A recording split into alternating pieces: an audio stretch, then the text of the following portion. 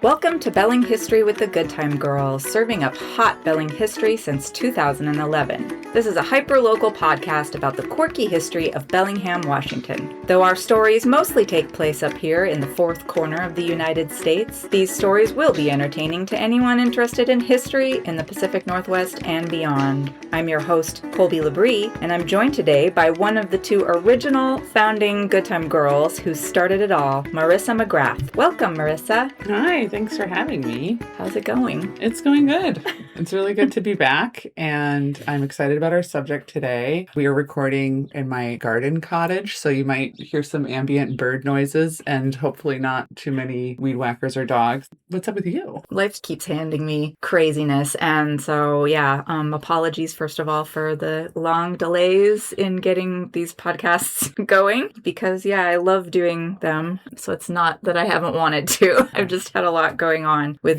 many family members having medical emergencies that have been ongoing basically for a while now, so I just really haven't had a lot of time. Well, I think I speak for all of the people that care about you, that want you to take care of yourself and your family first. And these podcasts are really fun to do. And I would hope that they're fun to listen to. But obviously, you got to take care of yourself first. Thank you. And I just, barely getting tours out there. So the podcast is kind of last in line. Yeah. But so. Well, and speaking of tour season. Yes. We have a fun announcement, which is that it's the 15th anniversary of the Good Time Girls tour season this year, the year of our Lord 2026. And we're actually, myself and Sarah Hladnik, the original founders of the Good Time Girls, are going to be joining up with Colby and providing some special tours in September. So September 5th and 19th, we'll be providing tours at 4 p.m. of downtown, the original Sin and Jin tour. It will be updated version of the Sin and Jin tour. And so we're going to have tickets available at bellinghistory.com. We're really excited. And thank you so much, Colby, for letting us come back and do this again. I'm really excited. Reunited because it feels so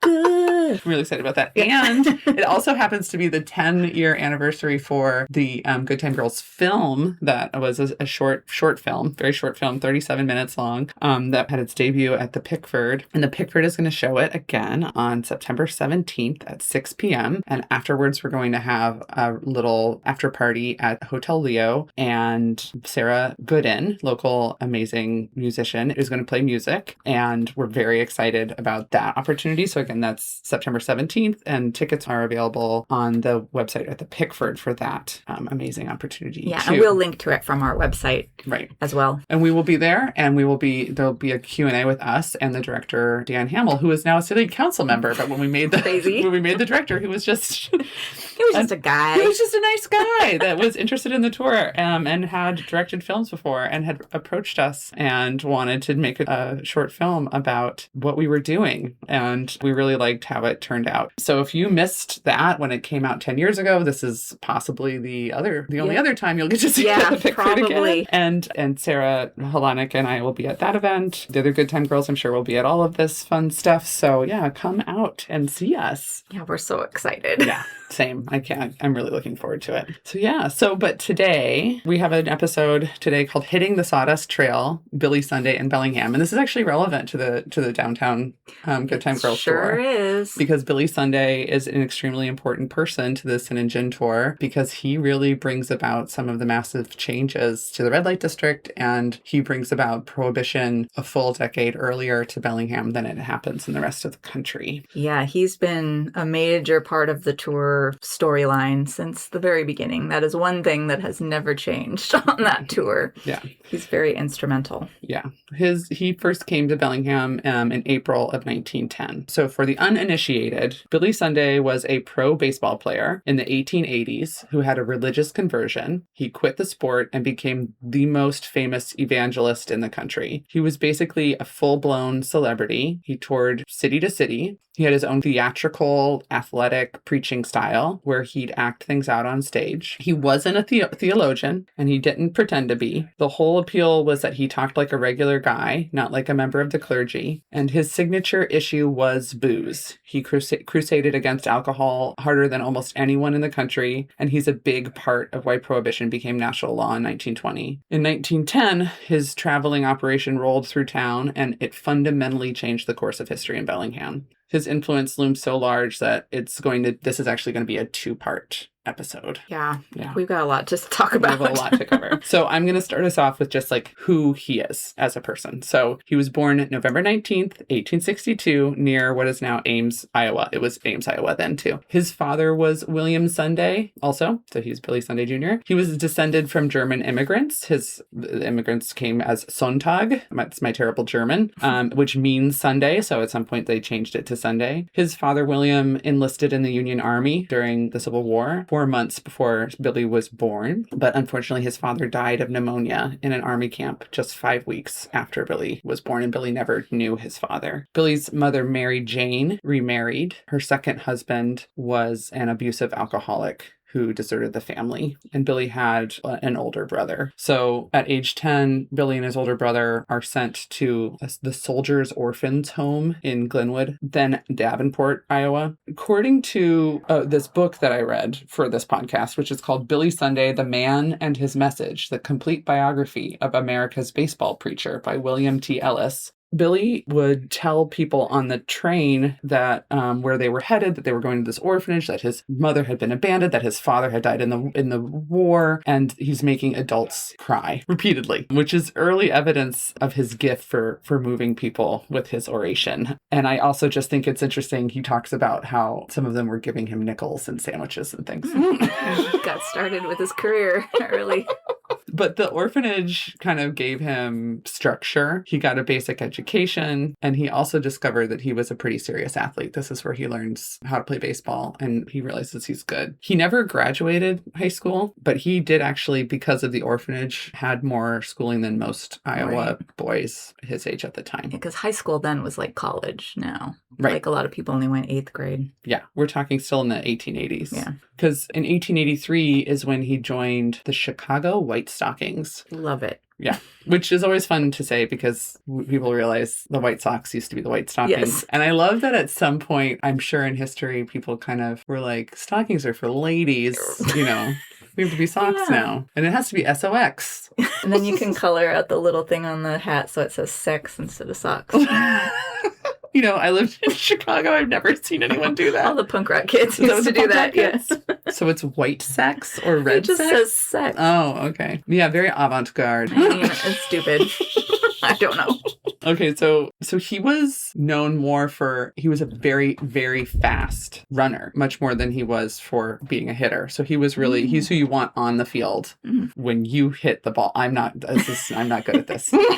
Defense. Yeah, that too. I think he was good at defense, but also like running around the bases. Yeah. You want him on like second or third base when you put your better hitter on. Right. Okay. Got it. Great. This is a line that I wrote down word for word. His batting average was roughly league median for the era. So he was okay. So his batting average was okay, but he was trusted enough to serve as the team's business manager. So, but this actually says more about the responsibility level of his teammates than it does about his own organizational prowess, because they were all like him. They were all from these farming and working class backgrounds. They were all very young. They were all out on their own without any real supervision for the first time in many cases, and making more money than any of them could imagine for the first time. We'll talk a little bit more about what that looks like, but he wasn't particularly great, but he had this slightly more education than a lot more of everyone else. Then in 1886, on a day off in Chicago, he and his teammates stopped to listen to a Pacific Garden Mission street gospel team. And he says that the hymns reminded him of his mother singing, and he has a religious awakening. And he stops right there and he says, I'm done, you guys. I'm going to stop drinking. Never going to drink again. And he sits like on the curb and he decides he's like crying and he's going to go find religion. And they kind of make fun of him. but he leaves like with this gospel team. He starts attending the Jefferson Park Presbyterian Church and converts to Christianity. He claims that he was never really a heavy drinker. He says he was never drunk but 4 times in his life, and that he would normally take lemonade. But, you know, occasionally he'd be drinking or playing cards with the other guys. Right. But I think he was more of a casual drinker. But I think it kind of scared him to drink, because I think it's worth weighing against that his stepfather's alcoholism and abandonment of the family may have been the real root of this kind of like lifelong crusade against liquor. I think that it spooked him. Yeah, when he was sort of casually drinking in these spaces with his friend. So it's in the Jefferson Park Presbyterian Church that he meets Helen. So Helen is from a Chicago suburb. She probably sounds like me. Because I'm from a Chicago suburb. Her father had recognized her intelligence when she was in, you know, kind of high school age and sent her to business college, even though, against her mother's objections, her mother thought it was unladylike for her to do something like that. He met her shortly after his conversion at a prayer meeting at the church. She taught Sunday school there. And her father... Billy Sunday always talks about her being being Scotch, her being like she was Scottish. Their family was Scottish American, and he described Nell's father as having old-fashioned Scotch notions, and he disapproved of this baseball player hanging around. Yeah, so he's like, no. I feel like being a baseball player at this time and traveling around and playing all these games, it was kind of like, I mean, like a boxer. There were other sports that were kind of exhibition, you know, where people would come out and watch these traveling sporting events. It was very vaudevillian. Well, the term sport was synonymous with like kind of a cad. Gambling, carousing, hanging out at the brothels. Yeah, sporting houses. Totally. And like, again, this kind of slippery slope feeling that he was sort of feeling like he was going into. I mean, I do think it was a lifestyle. Yeah. I understand. There was a lot of gambling around sports. So there's a lot of like underworld kind of vibes going on there too. I understand where Nell Thompson's dad was coming from. Yeah.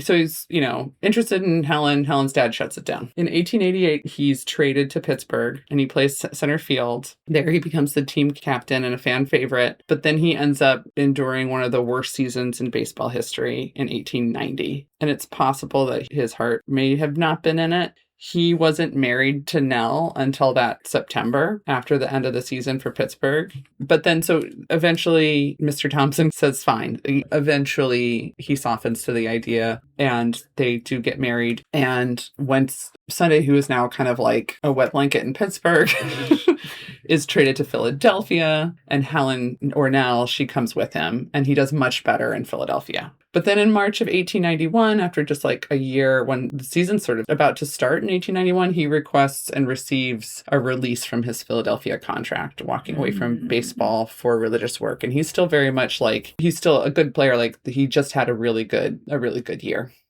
So, interestingly, he tells a story of the 3 teammates who were present the day that he converted on that Chicago street corner. 2 reportedly died of alcoholism. 1 died young and penniless. It's intense to be dying penniless when that's how much money you're making. But also, the life is like what you just described. You're just like going town to town. Yeah. Having the time of your life, possibly. And the team had to pass the hat to support this guy's widow. Oh. A 3rd guy who was present during his conversion, according to Billy Sunday's story that he used to tell, had prayed for deliverance from a storm at sea, like literally was on a boat in a storm at sea and promised God that he'd reform. And then later ran a bar. And Billy Sunday implies that at that man's death from a hugely enlarged liver, that was divine payback. Sure. For reneging on the deal. So now we're going to get into the beginning of kind of his pivot from his baseball years to his preaching years. Okay. So he starts at the YMCA. That makes sense because you can do physical stuff. It's kind of, So Working for out, people that don't know, let's talk about it. The YMCA, Young Men's Christian Association, you can get yourself clean. You can have a good meal. Used to be real. Right. You used to actually be able to go there, and it was like more like a homeless shelter. You could go there and you could work out, you could do those things, but also if you were down on your luck, you could go there and get help. But it also came with some spiritual education. Yes. So He described it as sanctified drudgery, but this is clearly where he studied what worked and what didn't as a speaker, because he saw a lot of speakers come through. He then worked as an advance agent for Reverend J. Wilbur Chapman, who was a well-known Presbyterian evangelist. That's all we need to know. Right. Okay. Just another one of these guys. Like, this was an industry. This was a thing. Totally. Going around and doing these revivals. This is not something that Billy Sunday invented. Insert the Neil Diamond song here. Do you know what I'm talking about?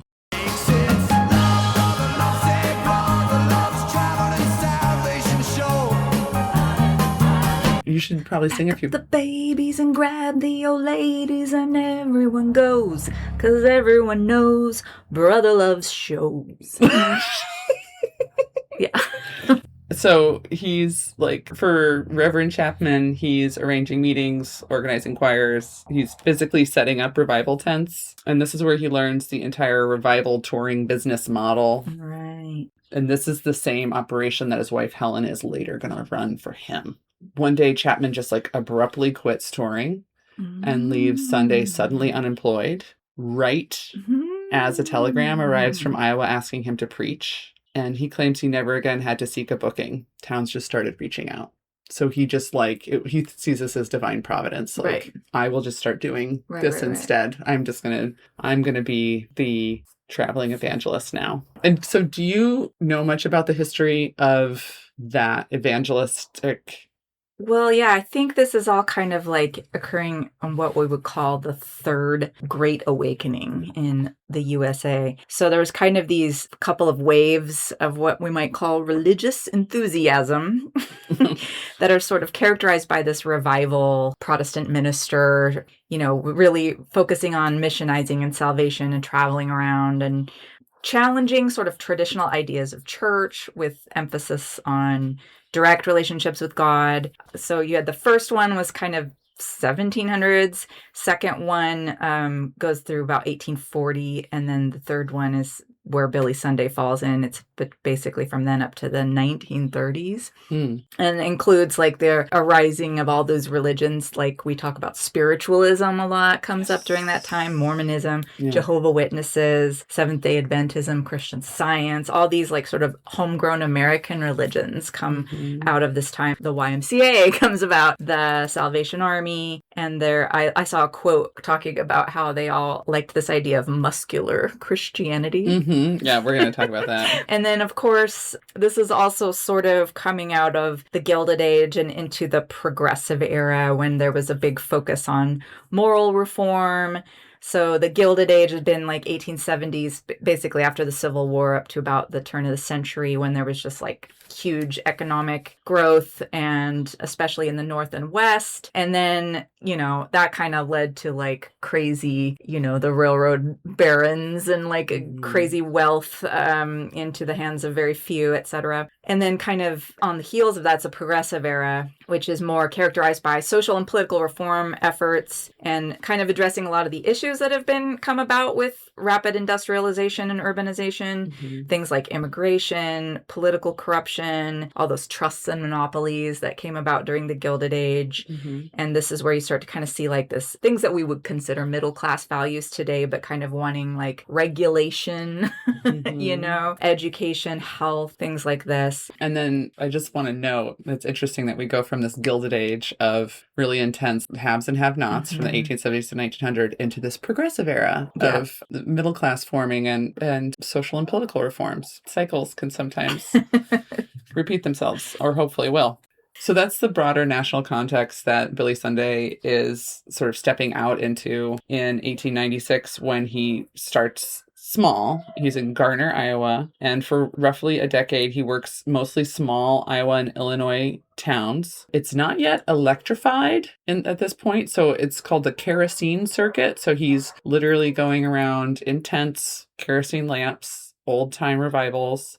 So he has also at this point, these revival years are between 1896 and 1908 is this kind of period we're talking about. And he has 4 children during this year. So there's Helen Edith, George Marquis, who are born before his touring really starts in earnest. So they're more like when he's working for Chapman. And then William Ashley Jr. and Paul Thompson, who were born after. Okay. He and Nell are widely described as largely absent parents. His kids are raised mostly by caregivers while both parents toured. They have a farm in Winona Lake, Indiana, and they only spend a few weeks together at their home in Indiana every year. We'll come back to that. So Nell was, by every account, the operation manager of the Sunday outfit. Decisions on invitations, hires, and logistics reportedly all ran through her. She was the money keeper. Again, she's got this like business degree. And Sunday was described as nearly helpless without her. Helen, who everyone calls Ma Sunday, was, like I said, the business brain of what was in effect a national touring enterprise. In 1903, Sunday is ordained as a Presbyterian minister. This is without any formal education. He's just ordained in the same way that I'm ordained to perform a wedding from a form I found online. Same. Right. So it's just to be clear. As of last year. His preaching style is highly physical. It's theatrical. It's confrontational. He's acting out baseball plays to illustrate salvation. He slides into home plate sometimes. Love it. He uses plain slang instead of pulpit language. He has a music director named Homer Rodeheaver. Great Or name. Rodeheaver. Yes. Organizing local choirs and doing call and response singing, which sounds fun, quite honestly. And so they'd come into town and people they'd sing some songs everybody knew, and then they had some of their own music. Yes. And so they would sing songs, and they'd have they'd have it so they'd sing the chorus with the whole congregation, and then the choir would sing most of the song, and then the whole congregation just sings the chorus. And so you feel like you're participating. Yeah. There was somebody told the people of Bellingham, like they gave them a song and were like, we're going to do this, but you need to insert, like, make it about Bellingham. Oh. So I have no idea. Oh man, I could see that being really entertaining for people. So you could just do that in every town. Be like, we're going to sing Onward Christian Soldiers or whatever the hell song it was. I don't remember now. But something, and then just like inserting references to That's like Bellingham. when we do the caroling and we sing A Little Town of Bellingham. Instead of Bethlehem. Yep. Yes. People love that stuff. They do. So I have a couple of quotes that really show his style. So he says, Bring it on. if 9 out of 10 of you were as weak physically as you are spiritually, you couldn't walk. That's his confrontational style. And also, like, you can find recordings of him, and I recommend... We'll put some in. Yeah, I have a couple. America needs a tidal wave of the old-time religion. America needs to be taken down to God's bathhouse and the hose turned on her. And the time isn't far distant when the wheels of God's judgment are going to go sweeping through this old God-hating world. And I want to take a pledge in this audience to join me in a pledge that you will never rest until this old God-hating, Christ-hating, whiskey-soaked, Sabbath-breaking, blaspheming, infidel, bootlegging old world is bound to the cross of Jesus Christ by the golden chains of love. Because he has this really fast way of talking. Like, I can't do it. Yes. It's incredibly fast. He talks like this, and he's real kind of barking. He's barking. He's like a carnival barker. Yeah. And he moves from one subject to another extremely quickly. Like, you don't even know, like, oh, now we're doing a rapper. Yeah. Now we're talking about this, I guess, or whatever. So it's like, his biographer wrote some of these sermons, and you're reading it, you're like, okay, this makes sense. But then when you watch his sermons, it's like, he was never talking in a way that made that much sense. I don't think he was ever like... It's real rambly. It's real rambly. And repetitive. It reminds me a lot of other people I see speaking now. Yeah. So he says, okay, I love this one. It's a little bit longer, but I love it. So I'm going to read the whole thing. Okay. Christianity is all right, but the way some of these old lobsters live is all wrong. You can't worship God in one breath and then beat your neighbor out in a horse race with the next. I'm tired of hearing Jesus pictured as a soft jellyfish, puddin'-faced sort of non-entity. He was the bravest preacher that ever lived. It was the church crowd of his day that killed Christ. Some of you don't give the devil much of a run for his money. Why, if Jesus were here, he would come right to Bellingham and help me with this campaign. It's like, all right. I love that. And then I have another muscular one. Christianity. That's some muscular puddin-faced Jesus here. No puddin-faced Jesus. I also just like these little, like, when they're talking about the slang that he's using, like, that's what they mean. Yes. He also says something that is supposed to represent his old-time religion. He says, Christianity means a lot more than church membership. Many an old skinflint is not fit for the balm of Gilead until you give him a fly blister and get after him with a curry comb. What? Okay, I don't know. And if you can write in and explain what that means to us, I will send you a Good Time Girls tour ticket. I don't know what it means. I'm going to say it again. Many an old skinflint is not fit for the balm of Gilead until you give him a fly blister and get after him with a curry comb. And curry comb is spelled like the delicious food. Yeah, I think that's fantastic. So these are the types of things he says. Temperance becomes his signature cause. He's out there anti-saloon crusading. We have a Cellar J outside. Oh my God. They sound like Billy Sunday. I do. Okay. They're preaching. Okay, temperance. I'm going to have some temperance. Okay. Temperance becomes his signature cause. He's out there anti-saloon crusading. He's credited with major local option dry votes across Illinois. So this is people in their cities and counties voting to ban saloons or ban the sale of alcohol in their communities. He says that 13 out of 15 towns visited voted out the saloon. Well, his biographer says that. William T. Ellis, who wrote the book that I was reading. When was that book written? That's a great point. This book was written in 1917. Okay. So it's like he's alive and well. He's alive in the middle and well. of his career. He is. He is in his prime, I would say. Okay. And a fun story about this book too is that there's a line in it where Ellis is like, I offered to have him, read it and check it. And he said, oh no, I trust you. Huh. So like, it was like an authorized biography, but he never read it. That's interesting. I saw a story in the Bellingham Herald where they reported on him somewhere, I think in like Indiana or somewhere, but going into a printing press and smashing it up with hammers because they were printing something without his permission, like his sermons. Interesting. Well, I mean, but clearly that was probably about the money. Well, this book was sold at his tabernacles. So he's getting the proceeds, so he doesn't care. But he didn't care. He didn't care to read it. Right. Which doesn't surprise me because he also says the only book anybody needs to read is the Bible, and then sells this book at his tabernacle. Right. But I think what he meant is I won't be reading any book but the Bible. So I'm just realizing that, he's very much that was about the money. Because he just didn't want them to get the profits. Oh, yeah. We're going to talk about the profits. Yeah, he's all about the profits. Yeah. So 13 out of 15 towns, according to William T. Ellis, voted out the saloon in Illinois after he comes to visit. It's widely cited that a 90,000 majority voted dry in West Virginia after a 5-day, 10-town whirlwind tour by Billy Sunday. So he's got this ability. He's turning towns into dry towns. Yeah. So here's some of his fun quotes about booze. The saloon is the sum of all villainies. It is worse than war or pestilence. It is the crime of crimes. It is the parent of crimes and the mother of sins. It is the appalling source of misery and crime in the land. And to license such an incarnate fiend of hell is the dirtiest, low-down, damnable business on top of this old earth. There is nothing to be compared to it. That's saying something. Right. So he's like, the saloon is terrible, but it's worse to license a saloon. Which, I like that. So he's always saying something is terrible and there's nothing worse than it except for this other thing, which is worse than that. And that thing is either licensing it or condoning it or making money off of it. Yeah. It's always worse than the worst thing. Yep. He's also got this other one that I love. This might be my favorite one. This is good. Okay. So this is about alcohol and what it does.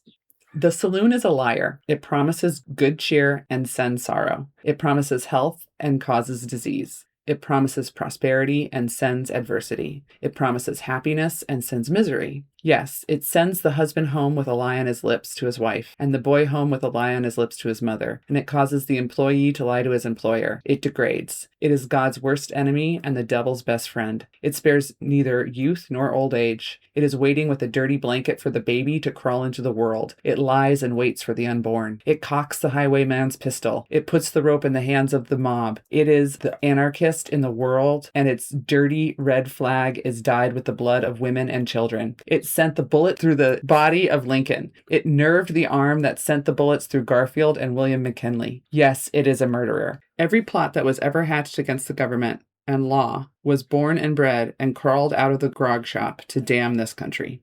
Well, yeah, I wrote Alex Jones ? Next to it. Amazing. He calls it God's worst enemy, alcohol. Yeah. So, presidential assassination. He's blaming saloons for presidential assassinations. He's blaming it for all misery. He's blaming it for lies. The saloon is waiting with a dirty blanket for the baby to crawl into the world. It lies and waits for the unborn. That's Did you catch that the first time? I was listening, but it was mixed in with all this other stuff that I was like, just hearing that part alone is like, oh my God. Yeah, it's extremely visual. It's extremely intense. And you could see how if you're like rapid fire receiving this kind of information. Yeah. You could get really wrapped up. Yes. In what he's saying. I mean, you're at least entertained, if nothing else. At the very least. Like, this is a before radio era. Yeah. There's no radio. No. Not to mention no TV, no internet. No radio. Yeah, let's go see that guy talking. Let's go see that guy talking fast about whatever. He also has some weird science-y stuff. This is the Maha section of stuff that he claims alcohol does. Okay. So he says, you know what alcohol does to the white of an egg? It can cook it in a few minutes. Well, alcohol does the same thing to the nerves as it does to the white of an egg. That's why some men can't walk. They stagger because their nerves have been paralyzed. Damn. Yeah, I mean, alcohol is a poison. And neither of us drink, you or me. Nope, we don't. Any longer. So it's not like we're... Yeah, but I'm not insane. No. But, like, that's what I'm saying. Like, this is just crazy. Yeah. I mean, I have my issues with alcohol, and I don't put it in my body anymore. And there's sometimes I read some of this, and I'm like, yeah, he's got a point. And then he just loses me. It's like when I listen to a libertarian. Yeah. That's a good point. You're right. Personal responsibility. And then at some point I'm like, and then they're like, and then we should all return to the barter system. And I'm like, no. We're not doing that. Yeah.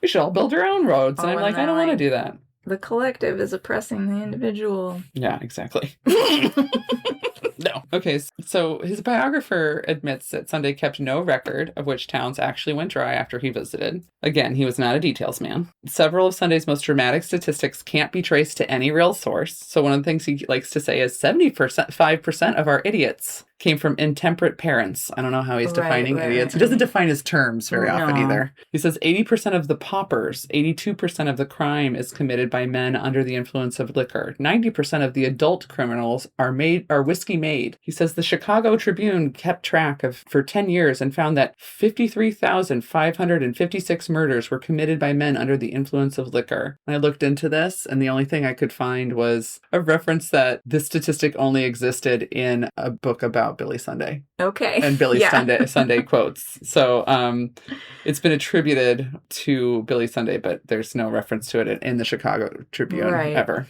It's interesting. He's like obsessed with just these made up kind of stats and stuff. Yeah. But also, I don't think anyone's ever pushing back on him because there's no format for that. He gets up and he shouts at you and he slides into home plate on a stage and then he leaves. So he also... Well, I'm just interesting because the Herald, we'll get into it when he comes to Bellingham, but like they published like weekly little stats. They would have like a little thing in the paper with his stats of like how many souls converted, how many at this meeting, how many at that meeting. And I'm like, was there someone like literally tallying off as they were like little clickers? Yeah, clickers or something. Yeah. I don't know, but yeah, it almost reminds me of like sports though, like your stats. Yeah, absolutely. Maybe they did stats. Just have somebody from the baseball game come and do the tallying.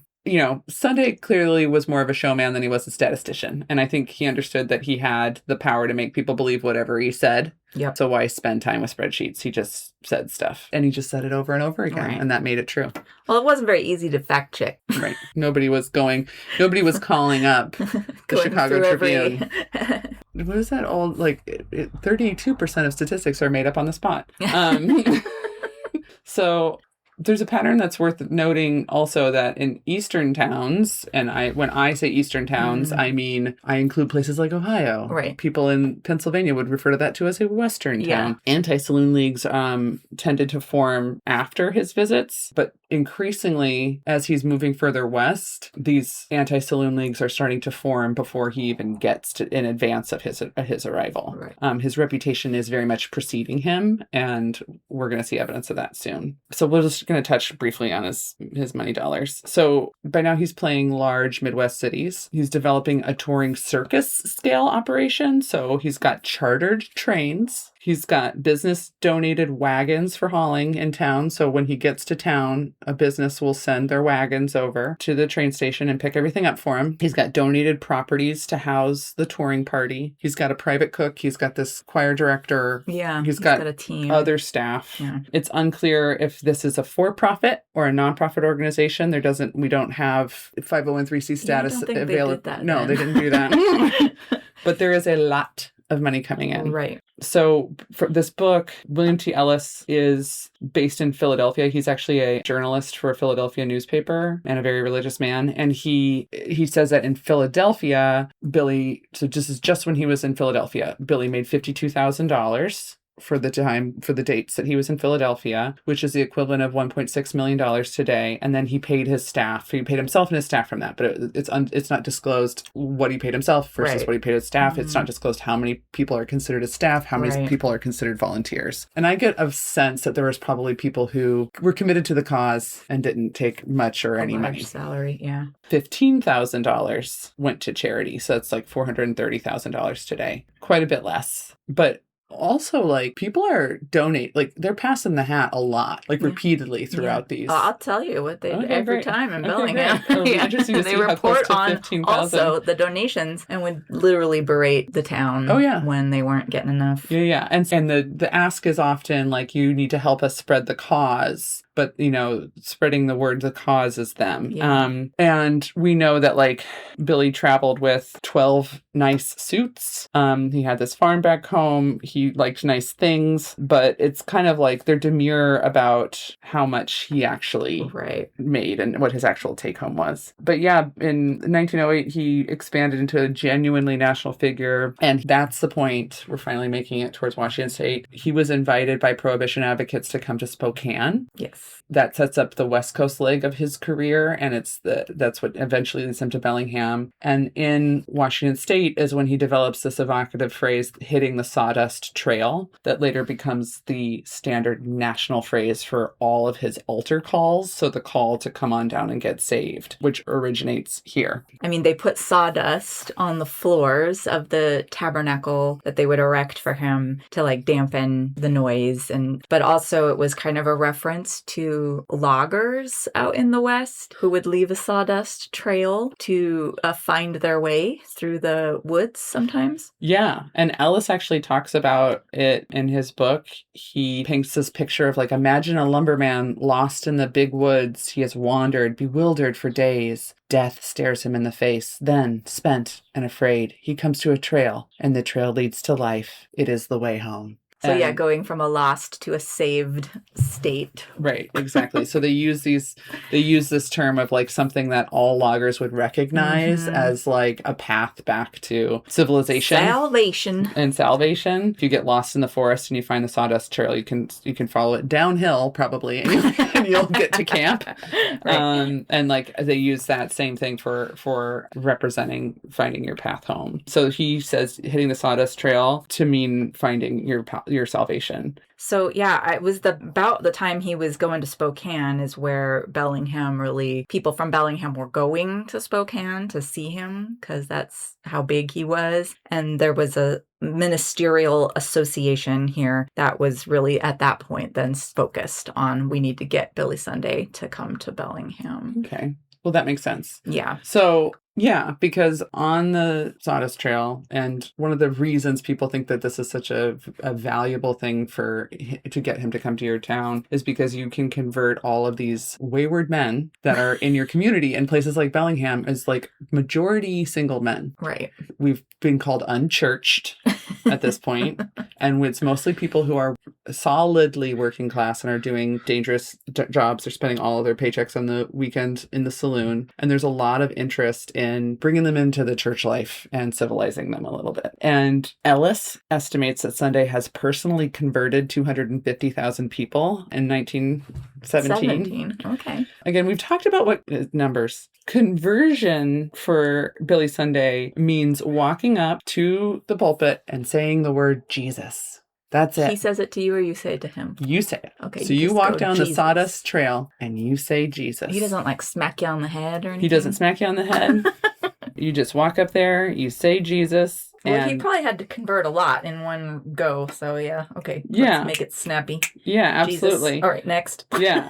So this is what he says. His belief that conversion is a silent choice between a person and their maker. He gives the example of Matthew, the tax collector from the Bible. He says, Matthew stood in the presence of Christ and realized what it would be to be without Christ and to be without hope. And it brought him to a quick decision, and he arose and he followed him. Okay. That was conversion. Right. So he's talking about conversion. He's not talking about baptism. Right. Baptism is a whole other thing in Christianity. And in the old time religion, that would be like a full body dunking in water. There is no time for this in the tabernacle when you have hundreds of people, sometimes thousands of people there. So we're not trying to baptize anyone. We're just trying to convert them. So his belief that conversion is a silent choice between a person and their maker, like Matthew, I'm going to follow this person. I've converted. This is what I do now. This is who I am.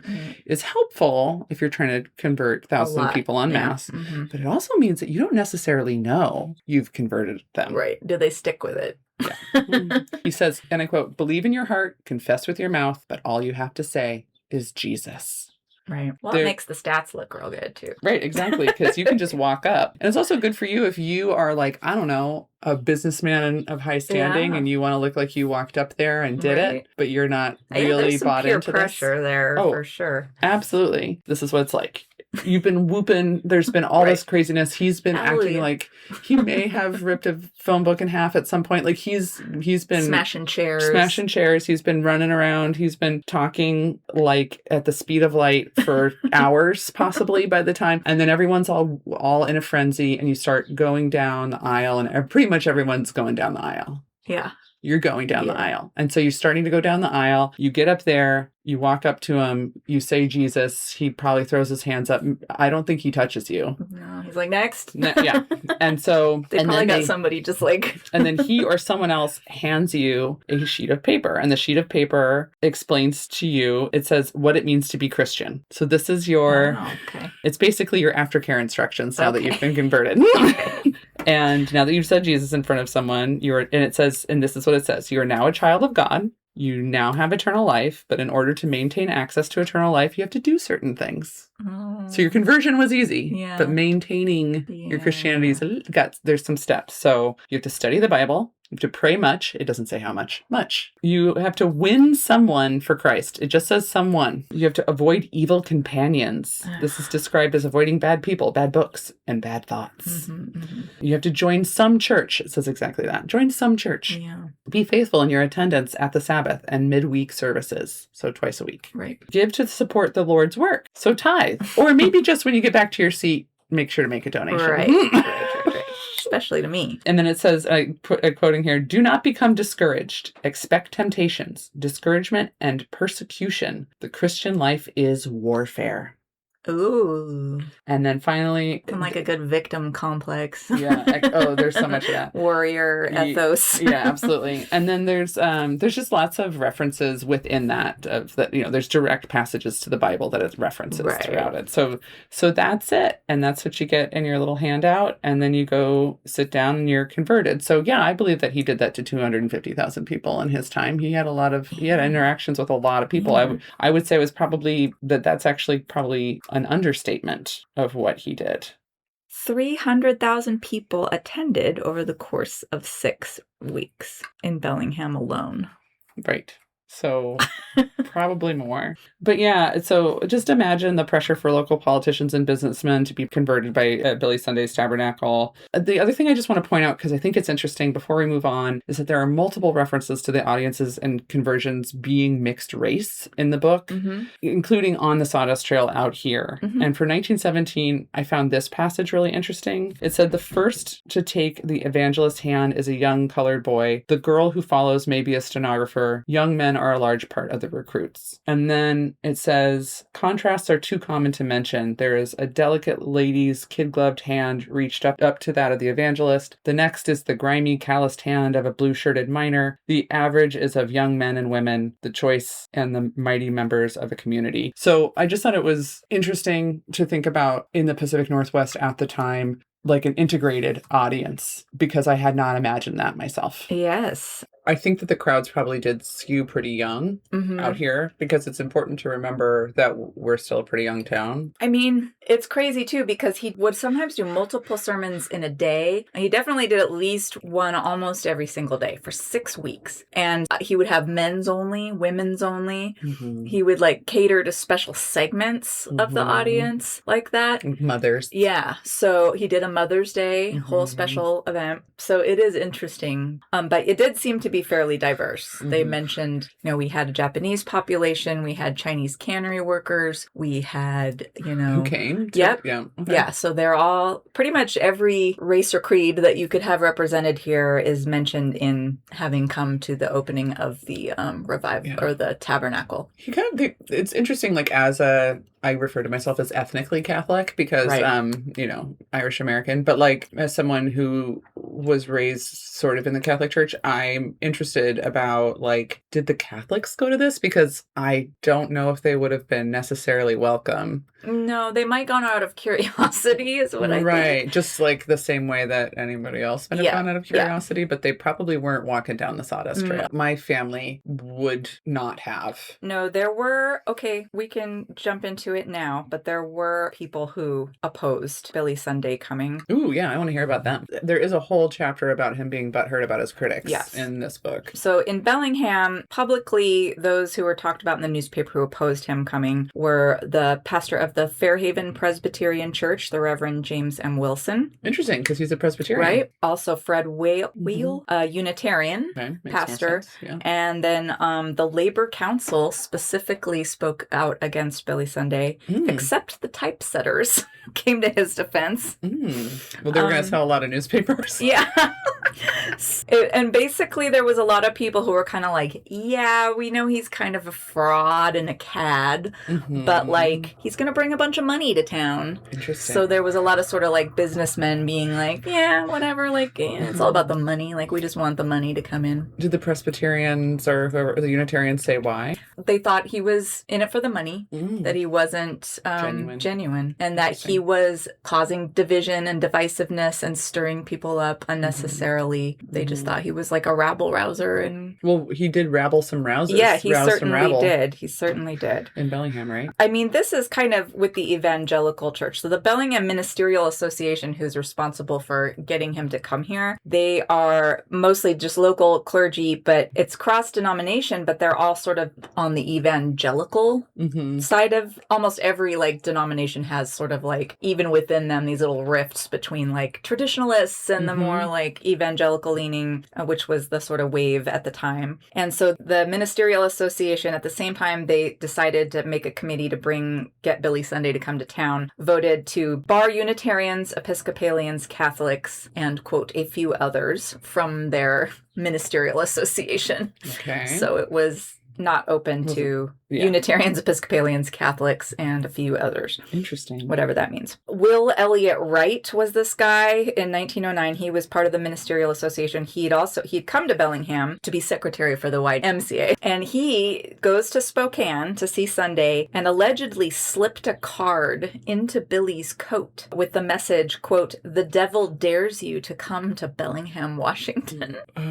So he was trying to like get his attention, and apparently it did work. Because like, we have to sit with this for a second, because that feels like a fine line between proposition. Well, apparently they just straight up tried to ask him, and that didn't work yet. Yeah. So they're like, he's like, I know. You just gotta, sometimes you gotta make a splash. Yeah.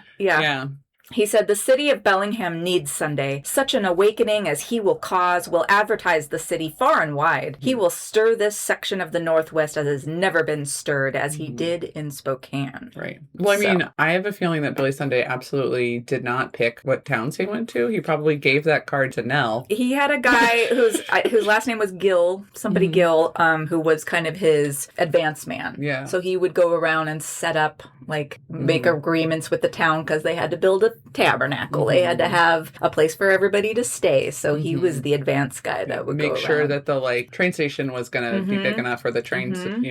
So I guess just to back up for a second, Bellingham in 1910. So they announced in 1909, late fall, that Billy Sunday has agreed to come to Bellingham the following April.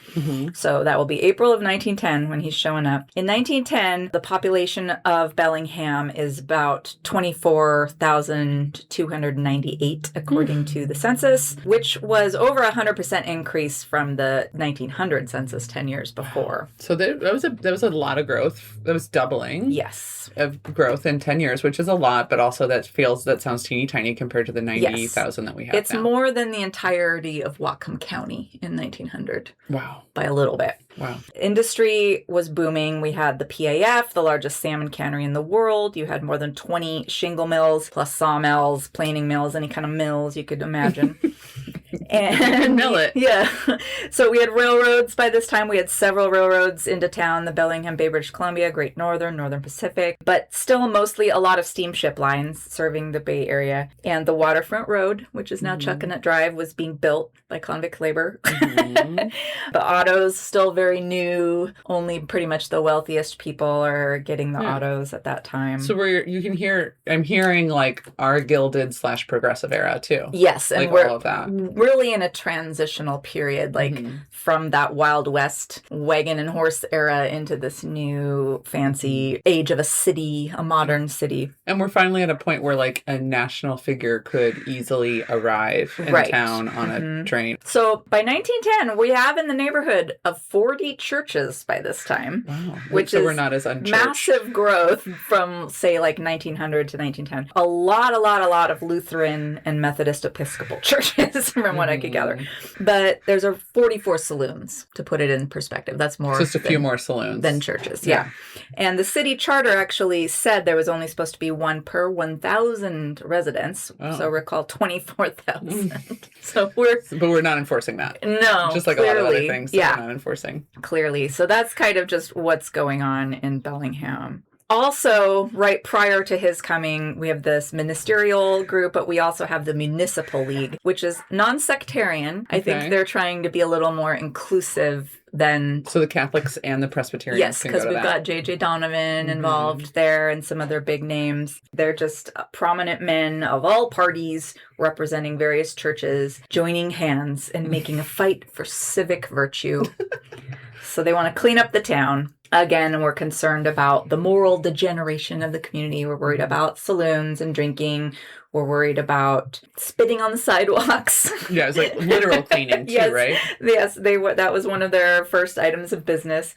They were worried about the water supply. They had a broad, agenda, but they were really against the red light district was one of their first orders of business. And we believe, like we've told the story on our tours, that the reason why they were really worried about that, well, in part was because of the arrival of Billy Sunday. A lot of the folks in town in all of these little associations were embarrassed that Billy Sunday would be coming to town on the train. And literally the first thing you would see when you get off the train at the station in Bellingham was the red light district. Yeah.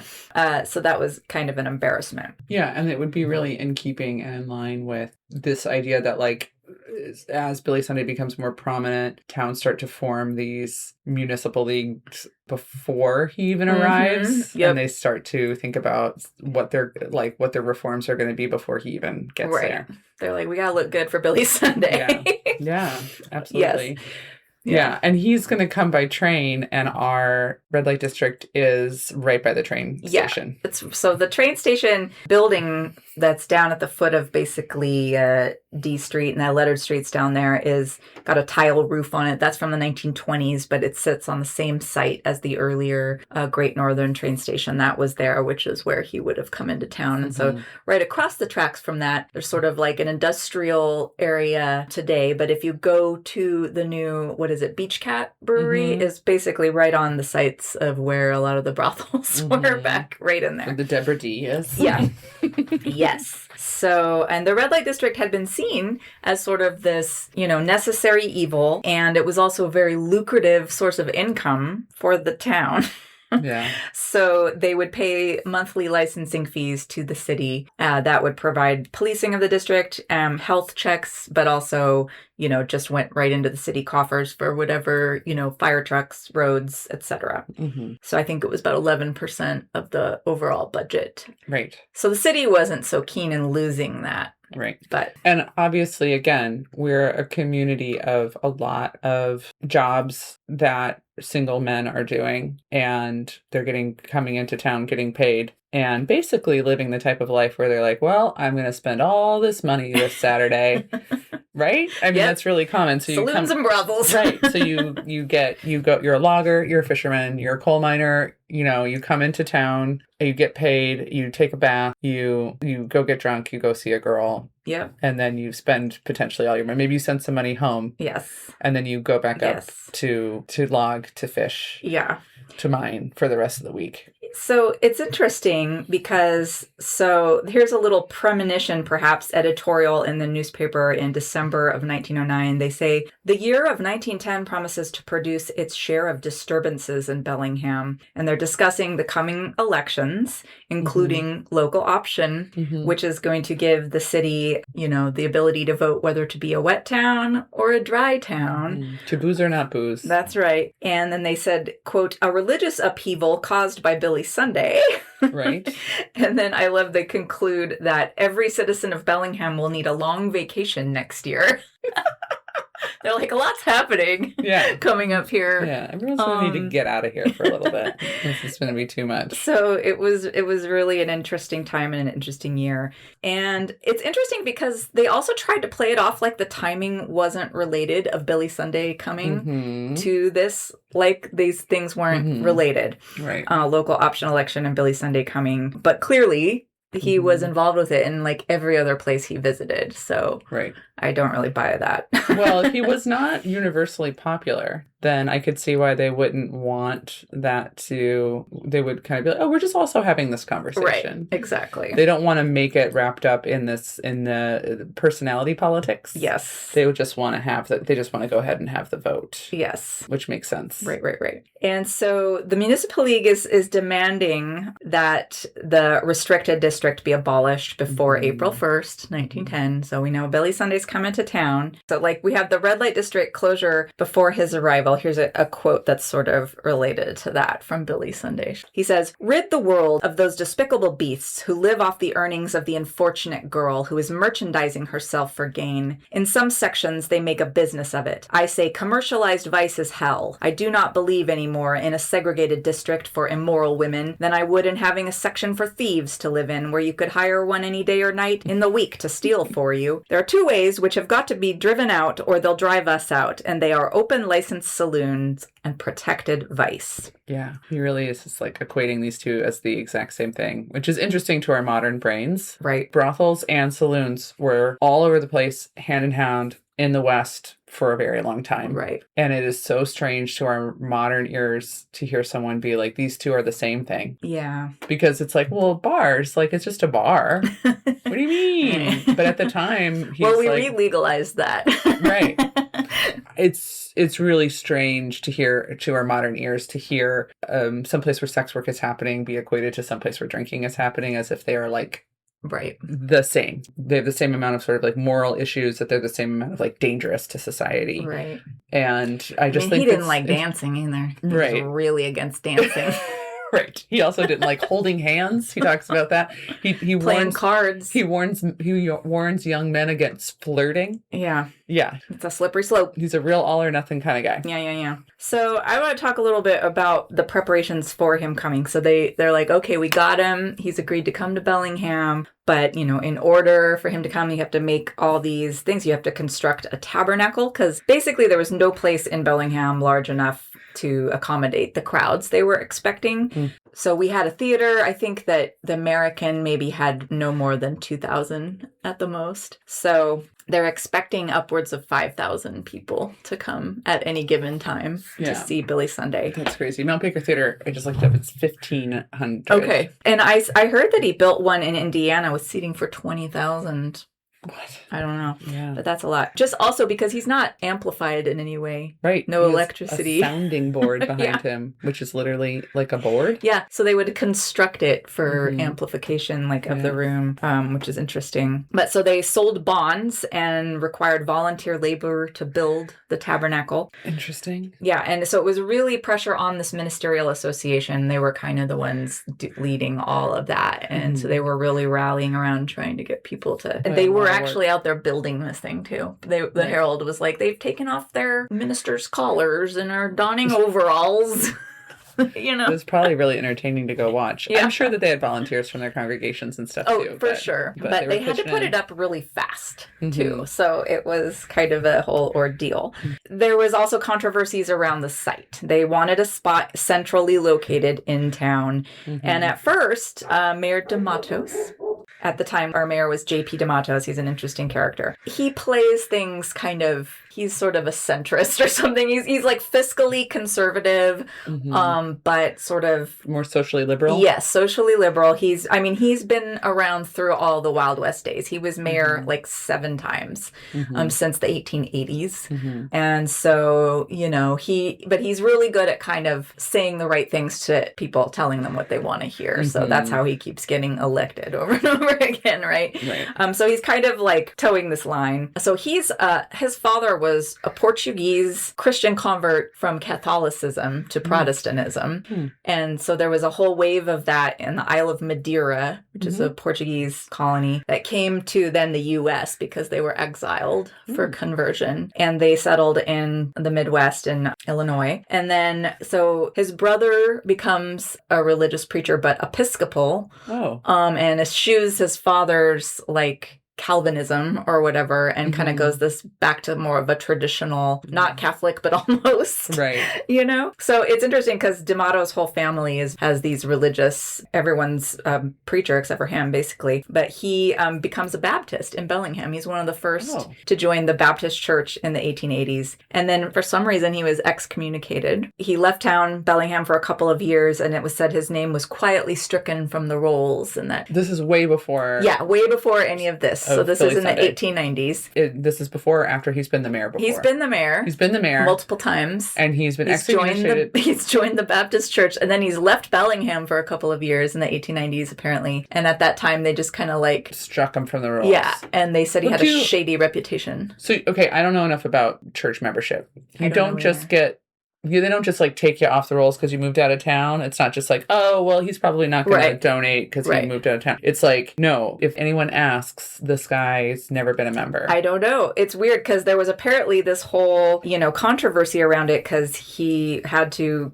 get some strings pulled by apparently Billy Sunday's guy, Mr. Gill, got him reinstated in the Baptist church right before Billy's arrival. Oh, wow. So he'd been on the outs for a while. Yes. And had been reelected. Yes. While not really being a church member. But there's this weird dance going on politically, I feel like, because he's also the one who kind of was no, you can't put your tabernacle there in the middle of town. You can put it way over there by the fairgrounds on the outskirts. It says something interesting about our town, too, that we have all these churches and whatever, but there's also all these different denominations. But also our mayor doesn't really belong to a church. Right. And wasn't married. I'm very fascinated by him. He never married. He was a little short king, little bald guy. Yeah. Portuguese American. American Real guy. cute. Yeah. I love. Didn't he have a cute mustache? Yeah, he had a little walrusy mustache. Yeah.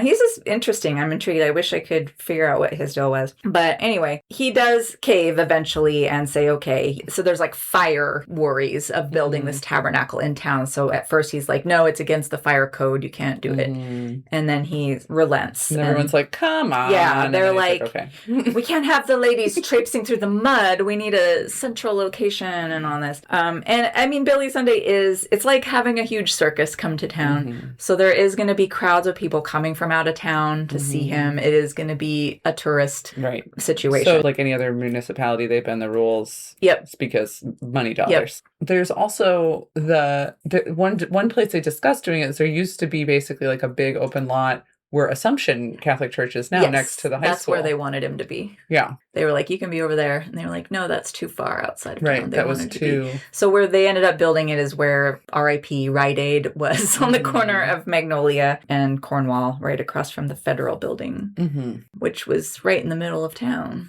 Right. Also, it's interesting because the papers were warning businesses and civilians that scammers and thieves regularly followed Billy Sunday around with his giant circus, like they followed the circus or any other traveling show. So be on your guard because they will be following Billy Sunday. Like pickpockets or like people selling all of the above. Fake holy water? I don't know what. Also, they know half the town is over there in the tabernacle. It's a good time to go robbing and stealing. Oh, wow. Yeah. The tabernacle was built in 3 days. Nuts. Yeah. It was huge. Seating. Because it took up a whole city block. Yeah. 6,000 people. Seating for 6,000. Which they had more. They quoted that there were larger crowds even than that. So I don't know where they're getting these numbers. So the seating was for 6,000. We had 24,000 people in town. So 6,000 is a significant number of people. And a lot of people must be coming from outside of the county. Yes, exactly. And he's going to be there for 6 weeks. And they're expecting it to fill, which it's mostly filled most of the time. So there was a choir. They auditioned local singers. 500 was the number of the choir, number of people. Wait, that auditioned? Yeah, so like local church choir people could audition to join the choir. I don't know if he brought some of his own or what, but they had a big, and they were like, the choir loft is going to be for 500 people, and everyone was very excited to try out or whatever. So there were 6,000 people in the congregation and then 500 people in the choir. In the choir. Okay. Which has got to be Did everybody get in?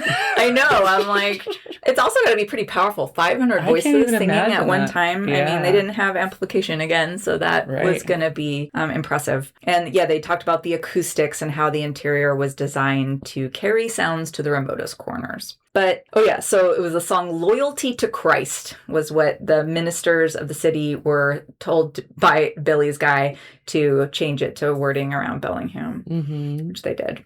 So what was funny to me was that Billy Sunday was late. He didn't make it for the dedication of the tabernacle. Oh, wow. And so it just had to go on without him. Why didn't they just wait till he got here? I don't know. But they did have 6,000 people in there, and his advance man came and basically was like, here's what's going to go down while Billy Sunday's in town. Here are the rules. Here's how you're going to sit. The children get the front, da-da-da-da-da. And laid maybe out it wasn't an accident. Whole thing. Maybe it wasn't an accident. I know. And then, like, women, no hats, not even a doily on your head, he said. Why? So people could have a better view, I guess. I don't know. So, because you can't see over that doily. But I thought that was really interesting. No hats. And then they had the Reverend guy from Spokane come over to be the main speaker because Billy couldn't make it yet. Interesting. So he was late to town. Or was he? Or is this how he likes to do it? Yeah. Does he like to have his guy go and get you abreast of the rules? Yes, I think so. So we can end with Billy's train pulling into the station. And so the other thing that happened before Billy Sunday arrived was that the red light district actually did close. Mm-hmm.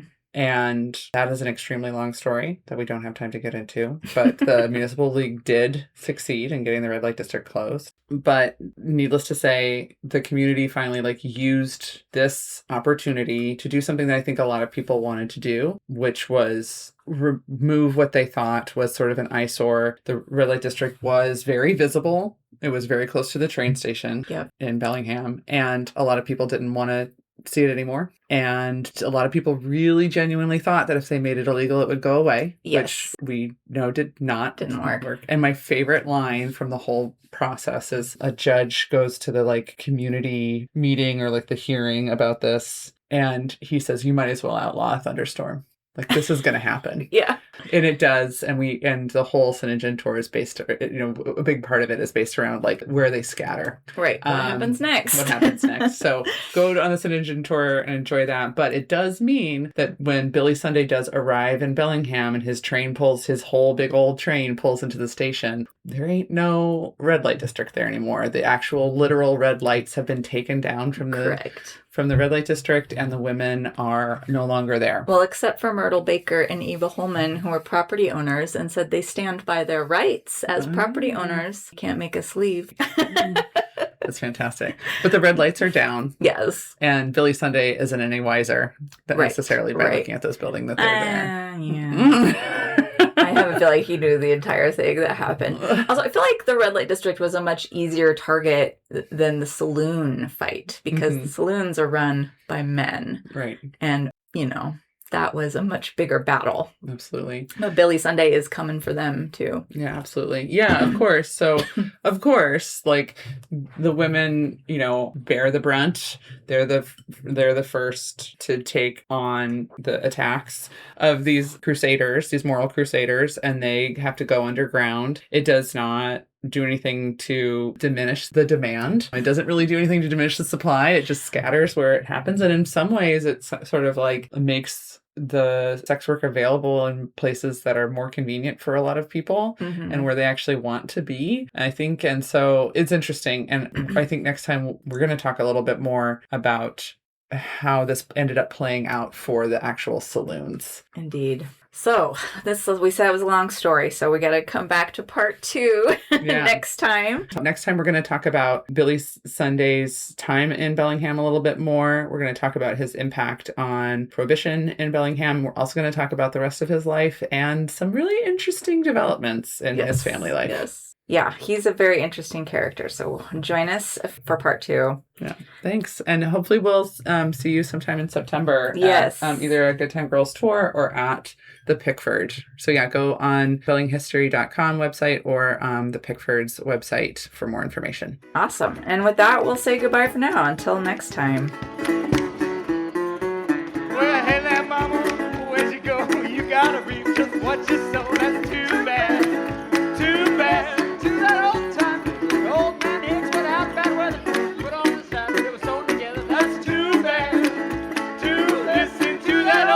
Thank you all for listening to Belling History with the Good Time Girls. You can check out show notes for this episode and others at bellinghistory.com. You can also follow us on all the social medias. And if you find yourself in Bellingham, check out our tours. If you enjoy this podcast, please subscribe and leave us a review on your favorite podcast platforms. Most of the time, blue, that's too bad. To listen to that old time music. I lost my hat, I lost my brim, I look like crows just swinging on a limb. That's too bad. To listen to that old time music. Also, we'd like to thank Devin Champlin and the late great Lucas Hicks for the use of the Gallus Brothers song, Too Bad West Coast Blues. You can find more of their music on Bandcamp. You can also find Devin at Champlin Guitars in Bellingham. Lost my hat, lost my brim, looking like a crow's nest swinging from a limb. That's too bad, too bad. Well, I got no bugging, I got no smokes. I look like Grandpap and all of his folks. That's too bad to listen to that old time music.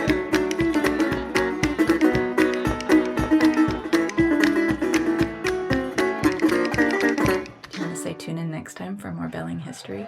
Tune in next time for more Belling History. Ta-da! Great.